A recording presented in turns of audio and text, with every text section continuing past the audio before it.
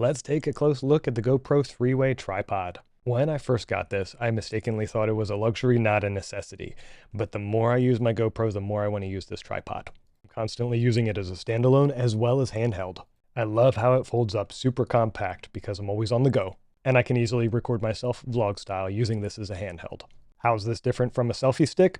Selfie sticks oftentimes end up with your hand in the shot, but this allows me to put my hand so low that it doesn't even look like I'm holding a camera. Combined with the GoPro's stabilization, I can hold this upside down and do low to the ground shots, which would be difficult to get otherwise. Having so many points of articulation makes it incredibly versatile. I've used the stand at full height and also very low to the ground. While I do most of my recording in horizontal mode, this mount also allows me to turn for vertical mode as well. That's a big plus considering how many platforms focus on vertical video now.